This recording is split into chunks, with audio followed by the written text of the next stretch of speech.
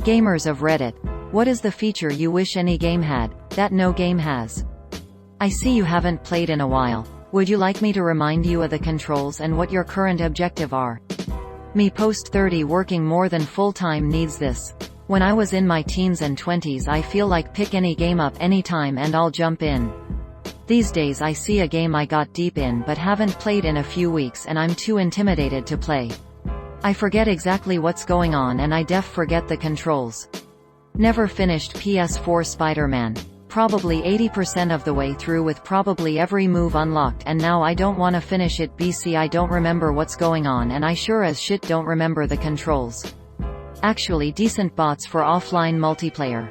Nowadays it's option for local co-op, split screen. Good storage management tools in a survival, crafting game. I don't know why games are so allergic to this, but it's incredibly annoying to try and keep track of all my stuff in survival, crafting games like Minecraft or Valheim. I understand having limited inventory space, to force a gameplay loop of going out to explore then returning to base to stash and craft, but there has to be a better way to allow players to keep track of where their stuff is than forcing them to craft individual chests then make signs indicating what's in each chest, only to have to make more chests and reorganize every few hours because your previous ones are now full. Terraria at least has a button that lets you automatically deposit items in nearby chests if the chest already has a stack of that item, but still has no tools for organizing your big network of chests or knowing what's where. Also a thing on each item that says, this is a useful ingredient for armor, food, building, selling, fuck all. The constant fear of throwing something away that might eventually one day be useful is annoying. What they need to do in crafting, survival games is to figure out a way for their crafting system to make some sense instead of making lifetime tools last for 10 uses. A fucking crowbar that breaks to pieces after 5 uses? Devs should get more creative about this. A party-based game where AI companions' opinions of you change based on how well you do in combat. Do less than your share and rely on them to save you all the time and they start hating you. Be a reliable teammate who gets things done in fights and they look up to you in awe. That'd be really tricky if the game included support classes. How would you quantify battle participation for a character like a D&D bard, where most of their contribution is in making everyone else do better? Not saying it wouldn't be neat, just really tough to do unless the game is all straight-up combat types. Would you like to permanently disable photo mode so you don't keep accidentally opening it? I think some games actually do let you turn off photo mode in the options. I always thought an open-world superhero game which allows you to switch heroes and progress through the story like GTA 5 would be amazing. Like imagine instead of Trevor, Michael and Franklin it's Hulk, Iron Man, and Thor. Don't hate me because I'm the god of thunder, human. Maybe if you got rid of that ye old haircut you would get some wenches on your hammer. Oh, better yet, maybe Tanisha will send a raven, if she ever stops fraternizing with that wizard or sorcerer she's consorting with. Asterisk mortal. Asterisk. Skip this part. I don't care mode. For example, I'm playing Immortals Phoenix Rising. Good game except the vaults. It's so excruciatingly boring. I wish there was a button where I can say, let's pretend I played the horrible platforming and move on with the game. Along with, skip this part that I've failed 6 times. I only get so many hours a week free time to play. I'd like to not spend all of them starting the same mission over instead of, experiencing the rest of the game at all. All games should allow for complete freedom in control remapping. Most PC games already have this, but on console there's a lot left to be desired. There are some games that have this, but rather than quicksaving it would be so nice if there was just a rewind button on many games. I love that you can rewind NES, SNES games on the Switch. There is one game that has the feature I want, and that's why I want it. Phantasy Star 4 has a feature where you can talk to your party and they will remind you of the most recent plot point and what you're supposed to do next. This is done in character, so it's a pretty good way to get re-immersed in the world. I've seen some games with journals or plot summaries, but none of them do it in a way that gives you insight into the characters, their feelings, and develops them while serving as a reminder for the player. Reverse microtransactions. You can take in-game rewards and sell them back to the publisher for real money. You could farm gold or grind max level accounts in any modern MMO and sell the accounts on some black market forum.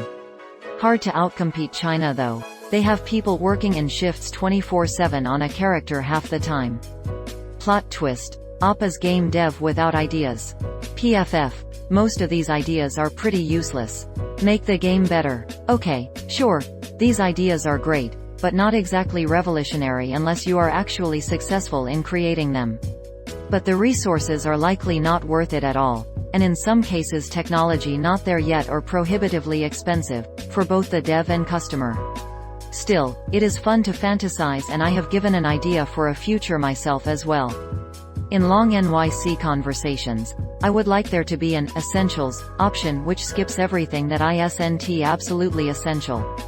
I too hate that about NYC, like bruh, I'm just trying to hop on the N train or get my bacon, egg and cheese. I don't need to hear about your dog surgery. Can't I hit X to skip IRL? I for instance would like some sort of storytelling. Make NPCs more real, AI, so that RPGs don't need to become lifeless so fast. Asterisk minigames to play during loading screens. Asterisk music fading out instead of immediately cutting when a scene changes. This still happens in story-driven, AAA games. Asterisk mid-boss fight saves if the boss fight is an hour long. Greater than minigames to play during loading screens. This was actually a thing for a while, but some company patented it. An open-world game where instead of a map with a ton of icons, you get an empty piece of paper and have to draw your own maps. There were games already made the player more active in charting the world map, but to my knowledge there never was a game where you have to make it all from scratch. I used to do this in some open-world games that didn't have maps. Nothing crazy, just labels for certain areas, but it was fun as hell. A startup option to disable and skip all story elements.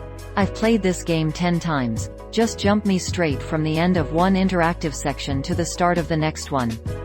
A horror game that takes mic inputs. If you scream, your character screams.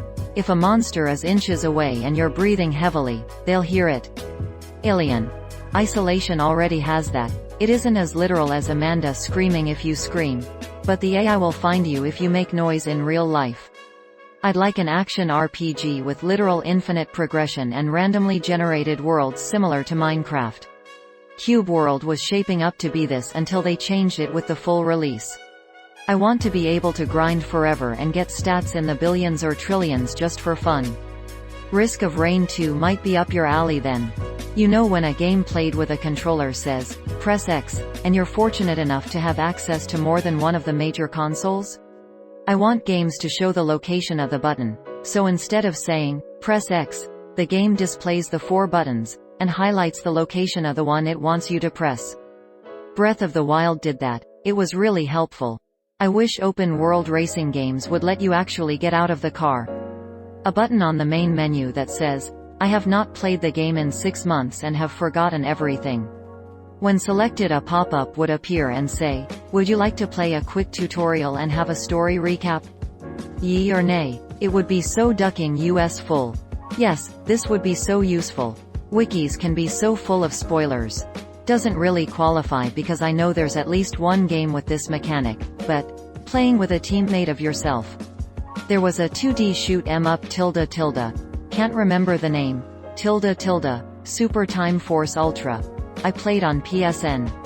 When you died you would respawn alongside a copy of your previous life who would replay all the same actions.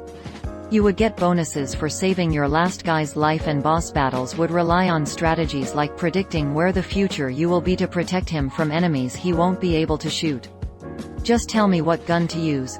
I just played Gears of War 5 on the Xbox Series S, literally because it's free on Xbox Game Pass Ultimate, not because I'm a fan. And I kept getting random guns and it keeps asking me if I would like to switch. Like, I, who have never played a GAU game, am really going to know the difference between these made-up guns in your made-up universe? Just use the guns and see what works, doesn't work, or what's fun to use, not fun to use. A competent dev team that sets out to create a game that starts off small but focused and grows larger as the fanbase does while never straying too far from the original game. It never fucking happens ever. So many games just become terrible once they hit a certain threshold of players. I still don't fucking understand why goddamned fishing is in Warframe. People still like Rockstar and Mojang though. Honestly, I would want like any shooter games to be able to skip the tutorial section of where it is telling you how to shoot. A tutorial that was intended for new gamers, and a second tutorial that assumes you've played a video game at least 2 times in your life. Robot dogs that piss beer. An option to turn off one-hit deaths in games where you have hit points. There are abilities in certain games to prevent this, often on the caveat that you're reduced to 1 HP or it's a rare skill. Take Kingdom Hearts, which is one of the better uses of this since it doesn't just prevent you being killed by one-hit deaths, but also combos as well. It's incredibly useful, especially when going up against bonus bosses who can land insane combos on you or who have extremely powerful attacks such as Sephiroth, often for only 1 AP. If you want a challenge, you can just take the AP off that skill and put it on something else. Or in the Shin Megami Tensei series, where you can gain null passive skills for a variety of defenses including insta-death spells. Star Wars Galaxies had a mixture of player housing, guild towns and an active player economy where you'd buy something on Galactic eBay and then drive out to the guild town to pick it up from their store-bought. Other MMOs have had bits and bobs close to that, but I've never felt that level of, I'm part of a guild. Here's my house in our town and if I level my artisan, I can bring us money to expand our town. I hop on SWG Legends, a fan-made server, just to replay it every now and then. Amazon's MMO New World has a system like this. I've only seen this in one game.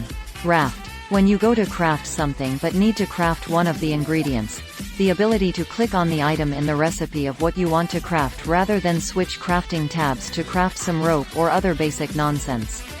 As someone nearing the end of their first Witcher 3 playthrough, I couldn't agree more. Perhaps less of an in-game feature, but one I'd like nevertheless.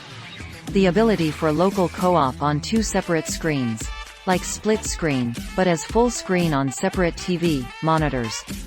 LAN adapters have been around for years and were common for consoles in the early to mid-2000s. Don't really see them much now though. And technically some Wii U games allowed that with the gamepad. But that was also the Wii U lol. Well, this is not all games, but most, and the best example of this is Nintendo. I wish they would just be able to make the online experience in a game the same as a local experience. With Nintendo. In Super Mario Party, you can play locally and it is super fun. If you don't know this game, imagine Monopoly but Super Mario. But if you play online, you can only play 10 minigames, and they're super boring. It's just lazy honestly. Thank you so much for watching and have a good day.